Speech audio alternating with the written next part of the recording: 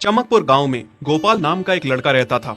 उसकी सौतेली माँ और बाप ने उसे घर से निकाल दिया था। उसकी सौतेली माँ ने सब कुछ अपने और अपने बच्चों के नाम पे कर रखा था और गोपाल को हिस्से के नाम पे 3 गायें दे रखी थी। गोपाल पढ़ा लिखा तो बहुत था, पर नौकरी ना मिलने के कारण उसने सोच लिया था कि वो अब उन तीनों गायें की खूब देख रेख करके उनसे जो दूध मिलेगा उसे बेच के अपना कारोबार चलाएगा।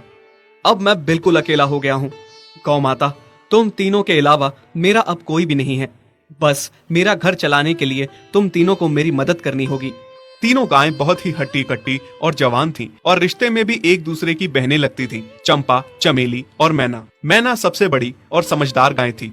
चंपा गर्भवती थी और चमेली को अभी अभी बच्चा हुआ था। वो दूध दे रही थी, जिसके दूध को बेच के गोपाल का थोड़ा बहुत घर चल रहा था। पर गोपाल को अब चंपा और मैना पे पूरा भरोसा था कि जब उनका बच्चा हो जाएगा तो वो खूब दूध देने लगेंगी और जिससे उसका कारोबार अच्छे से सेट हो जाएगा।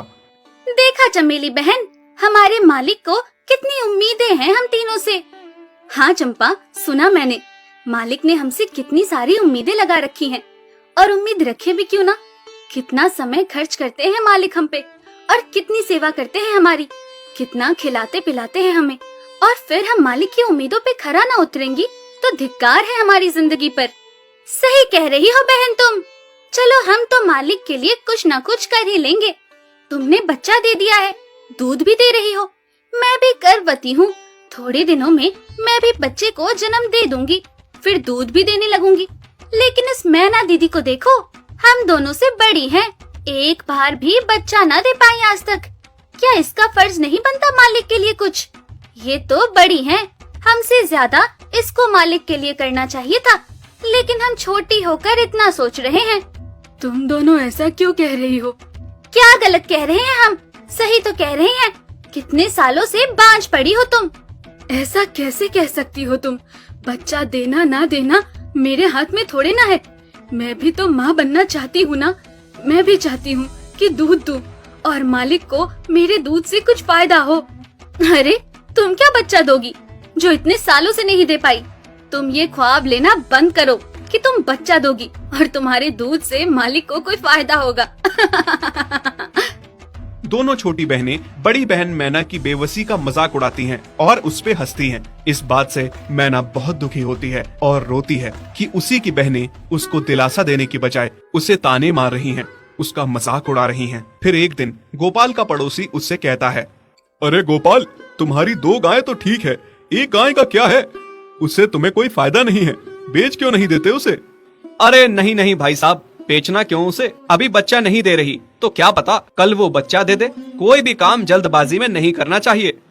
अरे नहीं गोपाल, मेरे कहने का ये मतलब था कि तुम्हें अपना कारोबार जल्द खड़ा करने की जरूरत है, क्योंकि तुम्हारे घर वालों ने तुम्हारे साथ जो कुछ भी किया वो बहुत गलत था। अब तुम्हें जो भी करना है अकेले ही करना है।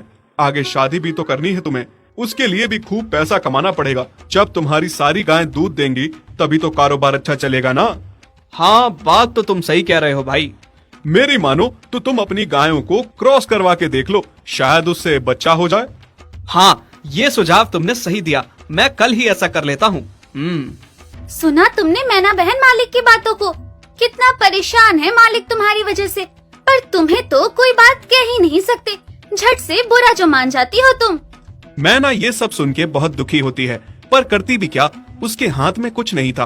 गोपाल ने मैना को क्रॉस करवा के भी देखा, पर उसका भी कोई फायदा नहीं हुआ। गोपाल, जो सुझाव मैंने तुम्हें दिया था, क्या वो तुमने आजमाया? हाँ भाई, वो भी करके देख लिया, पर उसका भी कोई असर ना हुआ। ये गाय किसी काम की नहीं है गोपाल, मेरी मानो तो इसे बेच दो। मैं सोच रहा हूँ एक बार फिर से क्रॉस करवा के देखता हूँ, शायद कोई बात बन जाए। देख लो, पर मुझे नहीं लगता।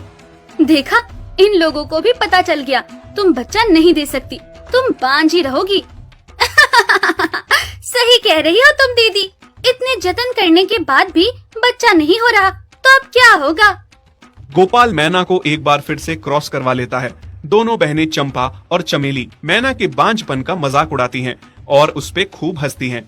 फिर एक दिन मैना चमेली के बच्चे के साथ खेल रही थी कि तभी चंपा देख लेती है। हाँ देख तो चमेली दीदी, ये मैना दीदी तेरे बच्चे के साथ क्या कर रही है? मुझे समझ में नहीं आ रहा, तू इस बांझ के साथ अपने बच्चे को कैसे छोड़ सकती है? जब मेरा बच्चा आ जाए